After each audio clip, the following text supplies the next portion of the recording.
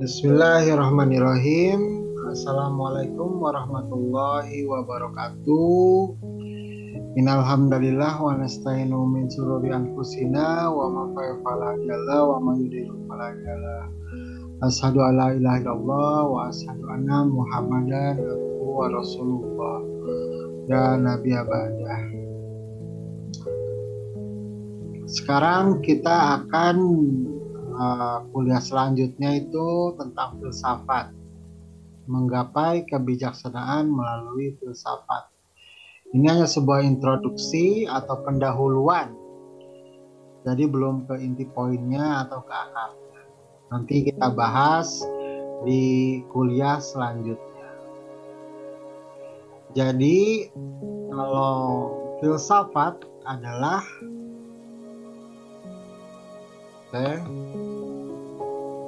filsafat, apa sih itu filsafat? Kalau dari segi bahasa atau etimologis, kata filsafat berasal dari bahasa Yunani, yakni kata philos, philen, dan sapien.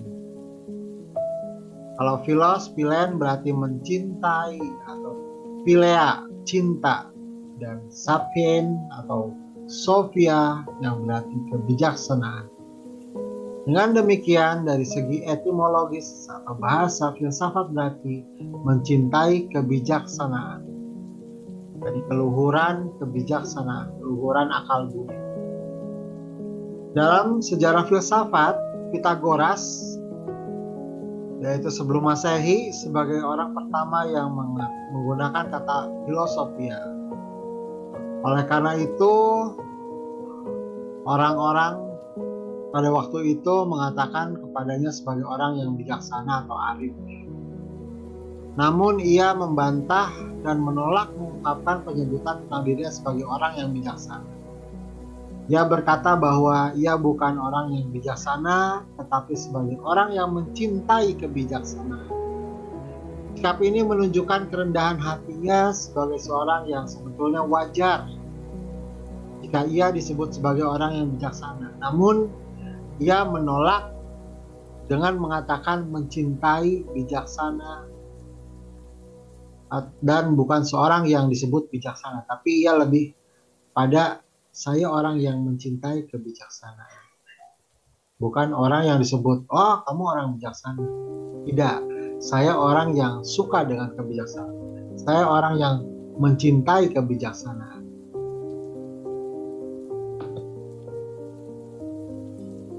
Filsafat sebagai suatu sikap dalam menghadapi persoalan yang berbobot sangat berat, diajukan pertanyaan-pertanyaan secara filsafat yang berkenaan dengan bagaimana manusia atau seseorang menanggapi keadaan tersebut. Dalam menghadapi persoalan yang berat tersebut, manusia berupaya bersikap tenang, melihat persoalan dalam perspektif yang luas, mengkaji dari berbagai sisi secara terkait dengan yang lainnya, dan menganalisisnya secara mendalam dan logis. Di sini dibutuhkan kemampuan berpikir tingkat tinggi, sehingga tidak menyepelekan emosi namun lebih menonjolkan pada akal atau reason atau penalaran. Dibutuhkan keseimbangan kepribadian dan pengendalian diri yang tinggi. Lalu filsafat sebagai suatu metode.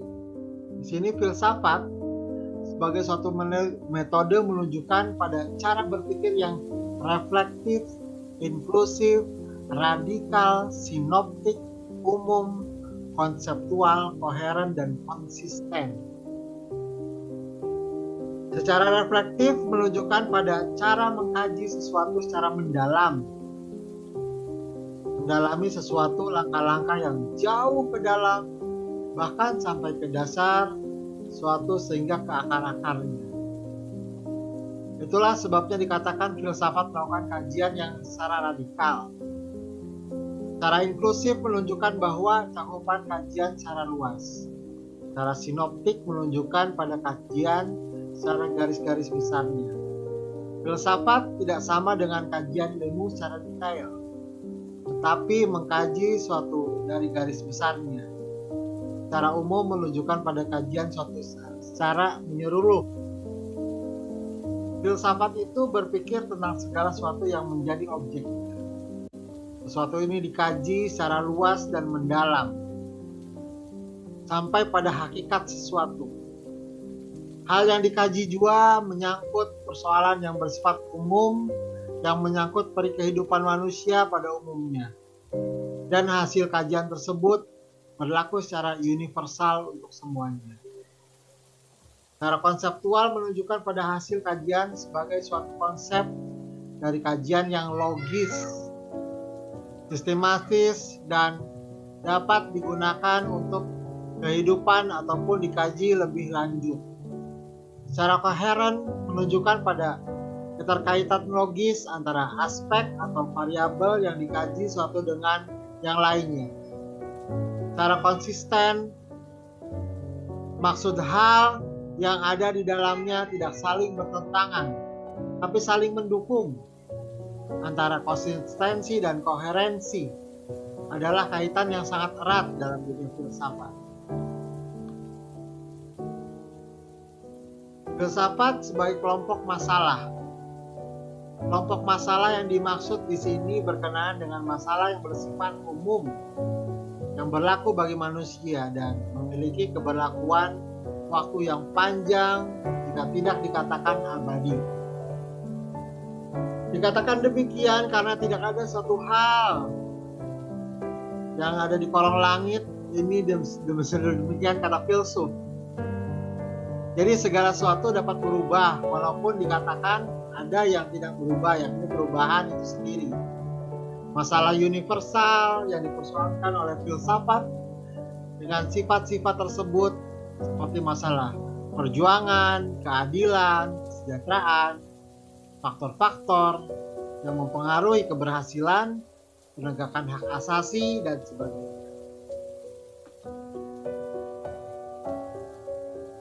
Filsafat sebagai kelompok teori.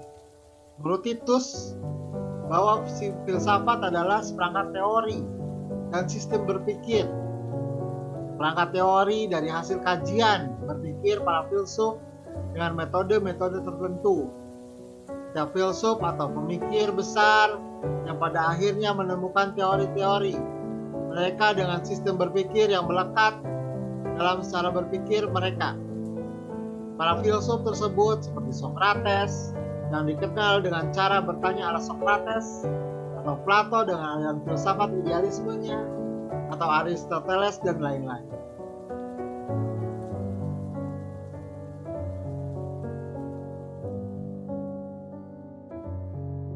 Filsafat, analisis logis tentang bahasa, dan penjelasan makna dari istilah-istilah. Bahasa memang memegang peranan penting bagi seorang filsuf atau pemikir. Penguasaan bahasa menunjukkan hal eksistensi atau kekayaan pengetahuan seseorang.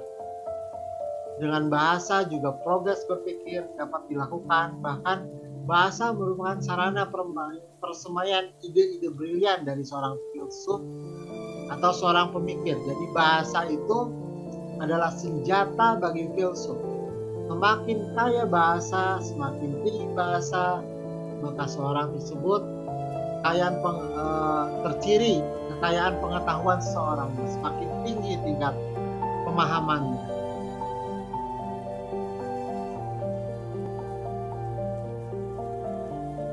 Definisi filsafat menurut para filsuf.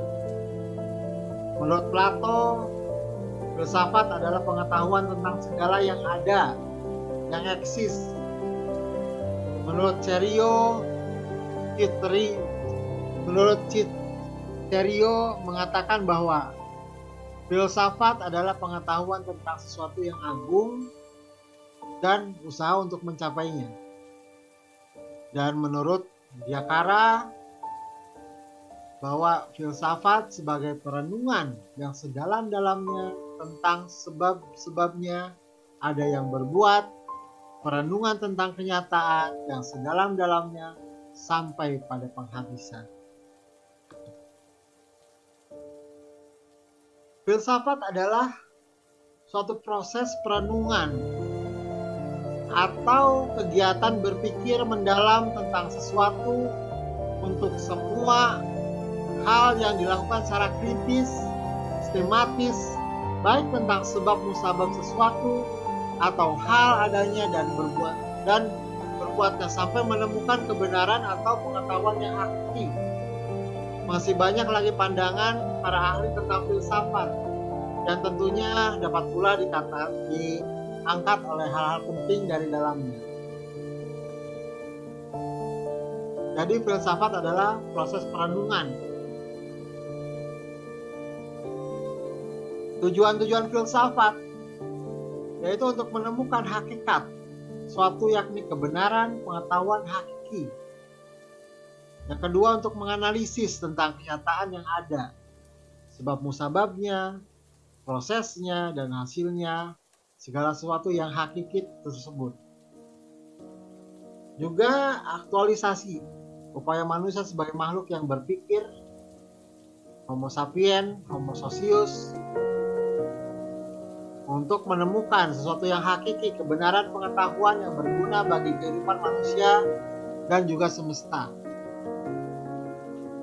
Dari upaya aktivitas berpikir mendalam tersebut, manusia menemui kepribadian yang di dalamnya mengalami kesungguhan atau sesuatu yang hakiki seperti Muhammad Yamin, dan pengetahuan yang agung seperti Serio, atau kebenaran hakiki sejati seperti Ismaun, tokoh-tokoh filsafat di Indonesia dan di Yunani. Tujuan filsafat untuk suatu pandangan atau pandangan hidup atau filosofi kehidupan.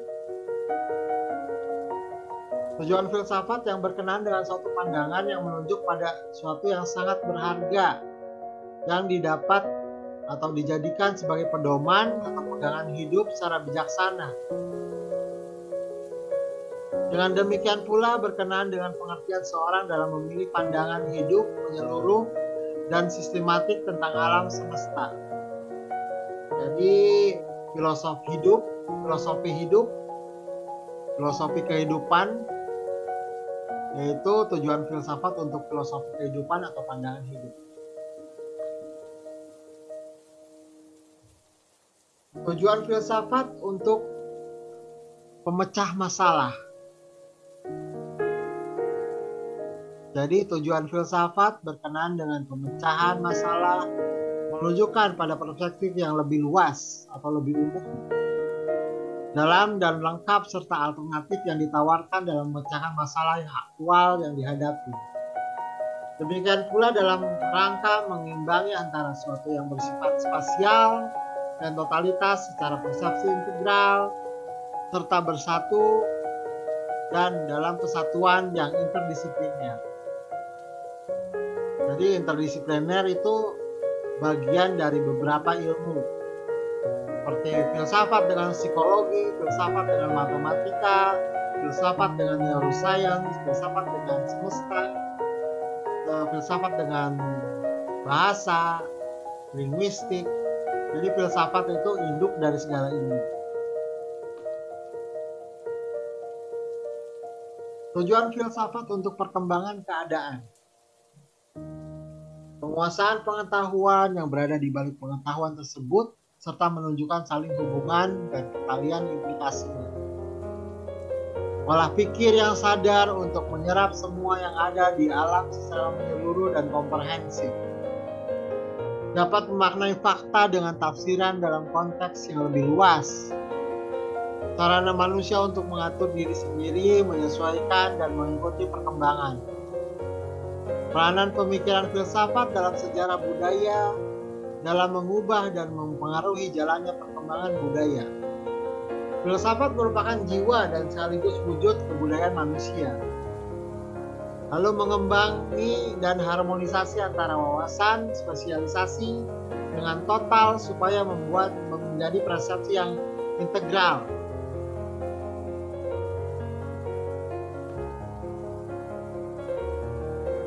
Tujuan filsafat untuk kebutuhan ilmu. Jadi filsafat untuk kebutuhan ilmu, yaitu tujuannya berkenan dengan alat, tools, dasar, dan arah terhadap perkembangan cabang ilmu atau pemberian keterangan peringatan terhadap hal yang seharusnya diketahui dan dilakukan.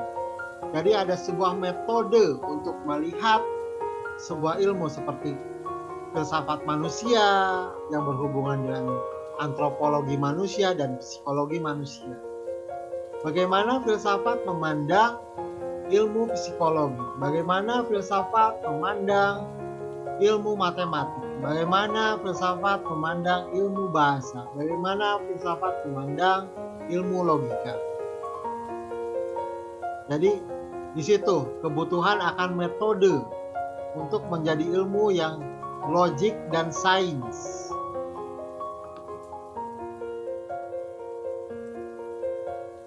Lahirnya filsafat. Berfilsafat sebagai aktualisasi atau wujud manusia berakal, yang berakal budi.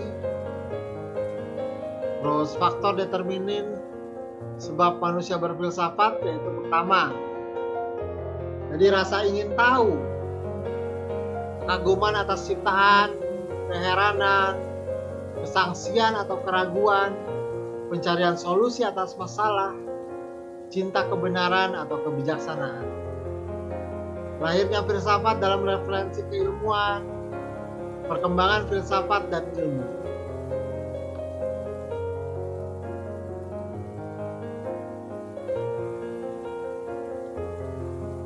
Sejarah perkembangan dalam ilmu filsafat.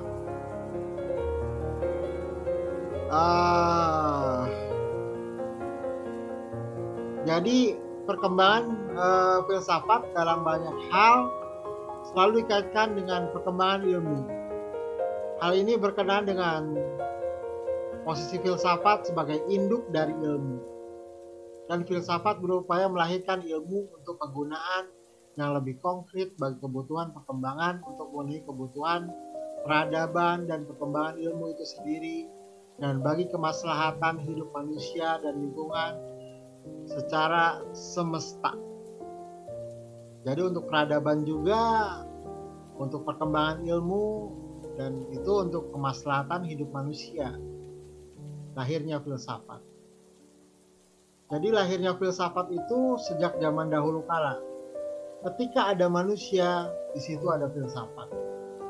Jadi zaman pra-Yunani kuno, zaman Yunani kuno, zaman pertengahan, zaman Renaissance atau pencerahan, zaman modern, zaman kontemporer, sampai pada zaman abad 21 atau digitalisasi dan virtualisasi. Misalkan pada zaman pra-Yunani kuno, 4 juta sebelum Masehi sampai dengan 6 Masehi. Jadi zaman pra-Yunani kuno berlangsung dari 4 juta tahun sampai ke 6 sebelum Masehi. Zaman ini disebut juga disebut pula dalam 3 zaman, yaitu zaman batu tua atau dolmen, yaitu 4 juta tahun atau 1000 tahun sebelum Masehi. Dalam masa ini tingkat berpikir manusia masih memiliki kemajuan yang berarti lah untuk melakukan kegiatan kehidupan dalam pekerjaan pengolahan tanah, untuk bercocok tanam, beternak, aktivitas lainnya seperti berburu, masih menggunakan peralatan perlengkapan yang dibuat secara sederhana, biasanya dari tulang-tulang hewan. Namun mereka sudah dapat bercocok tanam dan beternak. Yang kedua itu zaman batu muda, atau pada zaman batu muda ini perkembangan pemikiran manusia sudah mengalami kemajuan yang berarti. Sudah bisa menulis atau menggambar atau menggunakan simbol atau lambang-lambang. Jadi udah ada aspek bahasa dalam perkembangannya. Terus kemampuan membaca, terus bunyi, suku kata, sehingga sudah dapat berhitung dengan sederhana. Yang ketiga, zaman logam. Disebut zaman logam karena sudah sebagian besar atau pada umumnya peralatan-peralatan atau teknologi Bahannya sudah terbuat dari logam besi dan perunggu. Pencapaian di zaman logam. Know-how dalam kehidupan sehari-hari yang disasarkan pada pengalaman, jadi pada experience. Jadi dia berpengetahuan karena pengalaman, know-how. Pengetahuan yang berdasarkan pengalaman itu diterima sebagai fakta dengan sikap receptive mind. Keterangan masih dihubungkan dengan kekuatan magis atau masih yang namanya masih kronik, masih dihubungkan dengan hal-hal yang di luar indera, percaya pada dewa, monoteisme, animisme, dan segala macam. Kemampuan menentukan abjad dan sistem bilangan alam sudah sangat menampakkan perkembangan pemikiran manusia ke tingkat abstraksi. Kemampuan menulis, berhitung, menyusun kalender, yang didasarkan pada sintesa terhadap hasil abstraksi yang dilakukan.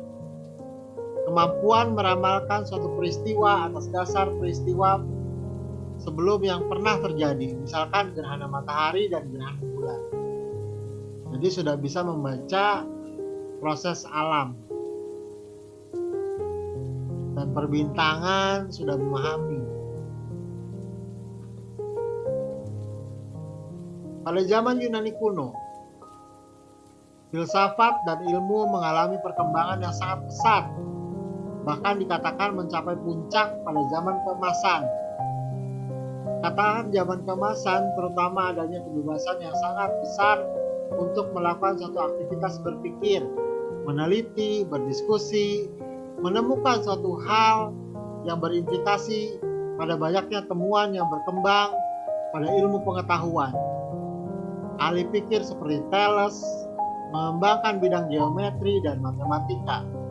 Juga seperti Euclid mengembangkan geometri deduktif, Logihoppos dan Demokrikos dalam upaya mengembangkan teori materi, Hippokrates mengembangkan ilmu kedokteran, Socrates mengembangkan hal moral, Plato tentang ide, Aristoteles juga tentang mengembangkan teori tentang dunia dan benda, dan juga mengumpulkan data 500 jenis bintang atau ilmu biologi.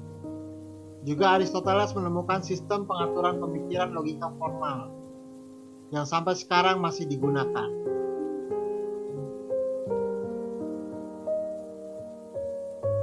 Zaman ini, zaman pertengahan antara 6 sampai 5 Masehi, yaitu zaman ini merupakan zaman berkelanjutan dari masa Yunani kuno.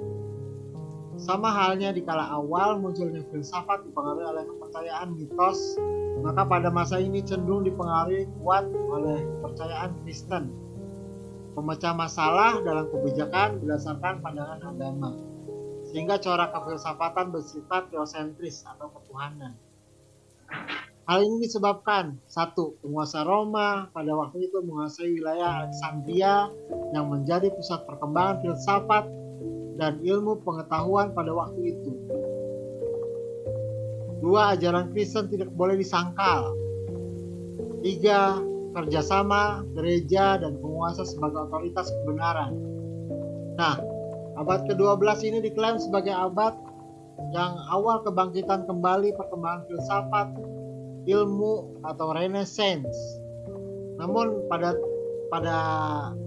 hal yang masa 6 Masehi ini disebut abad ke-8 karena kebebasan berpikir itu mereka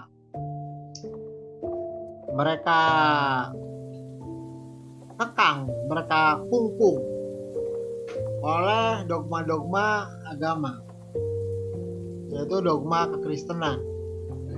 Namun pada abad yang ke-12 ini disebut zaman Renaissance atau zaman yang disebut pencerahan, karena kebangkitan perkembangan filsafat ilmu para pelopor seperti Roger Bacon, Thomas Aquinas, Geertruida van Cerimonia, Giovanni Basilio, tokoh-tokoh filsuf ilmuwan Islam seperti Al-Farabi, Al-Khwarizmi, Al-Hindi, Al-Ghazali, Ibnu Sina, Ibnu Rusdi, Ibnu Khaldun, Jabir, Ibnu Hayyan, Hebert, Al-Razi, Ibnu Hatam, Al-Batani, dan lain-lain.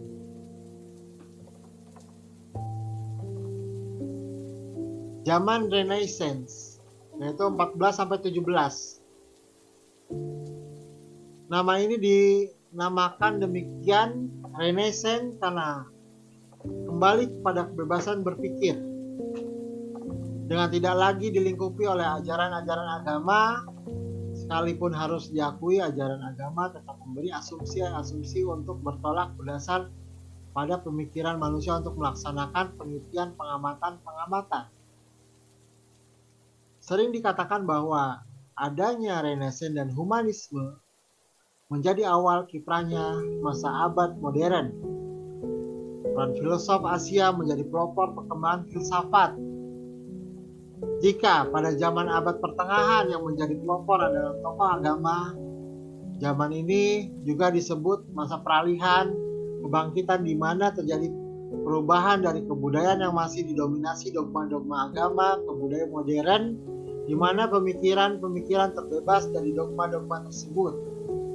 Tokoh-tokoh yang muncul pada masa ini seperti Nicolaus Copernicus, seorang astronom, matematikawan, ekonom dari Polandia, Galileo Galilei, Tycho Brahe, Johannes Kepler, Francis Bacon, dan lain-lain. Zaman modern atau zaman antara 15-17 atau 20 Masehi. Pada zaman modern ini, pemikiran manusia mendapatkan otonomi, kebebasan secara maksimal. Dengan demikian, sehingga terjadi perkembangan kemajuan yang tinggi pada pemikiran secara falsafah dan ilmiah. Pemikiran filsafat di masa ini berusaha meletakkan dasar-dasar penggunaan metode induksi secara modern, serta menggunakan sistematika yang sifatnya logis dan ilmiah. Praktisan pemikiran filsafat juga dilakukan agar dapat digunakan untuk pengolahan pemberdayaan lingkungan, bersifat berdasarkan sebagai penemuan-penemuan ilmiah pada zaman modern. Filsafat Barat mengalami kemajuan yang pesat pada zaman ini. Perkembangan ini melahirkan temuan-temuan ilmu pengetahuan yang pesat baik di bidang ilmu kealaman, ilmu fisika, biologi, kedokteran, maupun ilmu-ilmu sosial.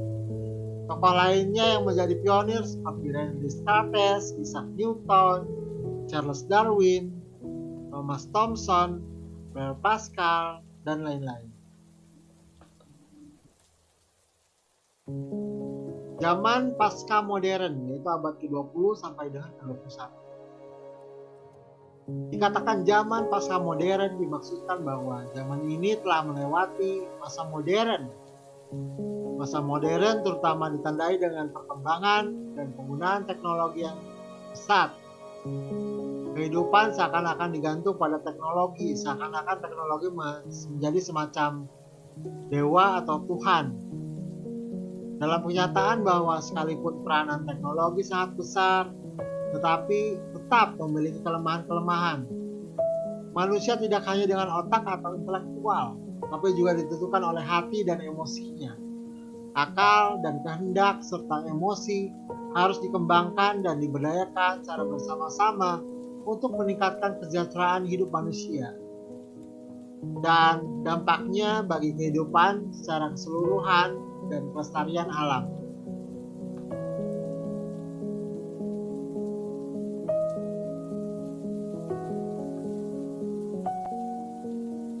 Zaman digital atau supramodern atau abad 21. Jadi di sini ada perkembangan teknologi tak terbendung yang tetap melaju. Bahkan perkembangan berubah menjadi dunia digital. Perkembangan menjadi dunia Android, semua serba elektronik, e-book, e-learning, e-marketing, dan lain-lain. Yang jauh menjadi dekat, yang dekat menjadi jauh. Teknologi begitu menjadi bagian integral dengan kehidupan manusia setiap hari. Orang lebih dekat, akrab, dan butuh dengan Android teknologi ketimbang samanya bahkan dengan dekatnya sekalipun. Di sisi lain, pekerjaan seakan lebih membutuhkan teknologi ketimbang manusia.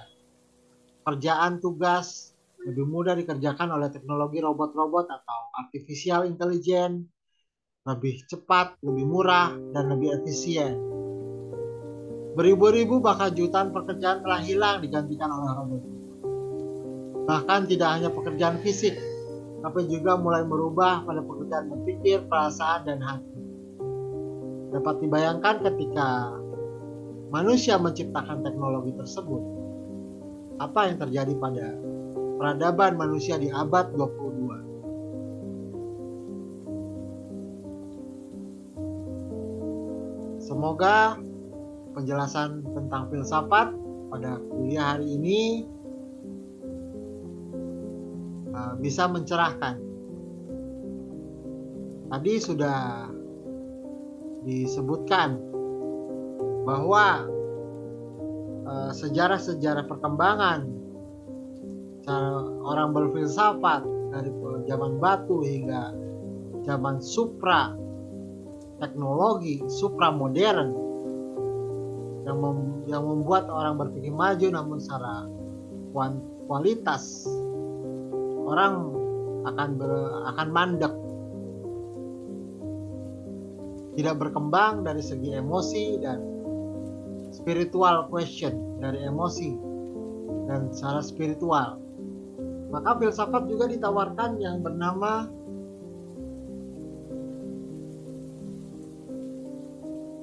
filsafat yang bernama metafisika. Jadi untuk menjawab hal-hal yang bernuansa metafisika, bernuansa hal yang tidak dijangkau oleh indera. Jadi sebagai penutup dalam bab 1 ini, kehidupan telah berada pada era industri yang disebut 4.0, yang ditandai dengan peran teknologi yang dimaksimalkan atas sedang dalam memasuki era industri 5.0. Benar-benar peran teknologi sudah sangat mendominasi kehidupan manusia. Berbagai dampak, baik positif maupun negatif bagi manusia akan tak terhindarkan. Berbagai temuan-temuan yang luar biasa akan ditemukan. Diprediksi bahwa kemungkinan ditemukan adanya teknologi yang dapat memperbarui sel tubuh manusia sehingga memperpanjang usia kehidupan karena terjadi pembaharuan sel. Akibatnya, tubuh tetap awet dan lama menjadi tua, berkerut sebagainya sebagai ciri-ciri ketuaan. Demikianlah perkembangan pemikiran-pemikiran manusia yang mempengaruhi atau berdampak perkembangan ilmu dan teknologi yang dapat mempengaruhi kehidupan manusia itu sendiri dengan segala dampak sebagai baik positif atau negatif. Sekian sebuah presentasi tentang filsafat menuju kebijaksanaan. Semoga dapat mengambil intisari dan poinnya. Semoga tercerahkan. Selamat beraktivitas dan Assalamualaikum warahmatullahi wabarakatuh.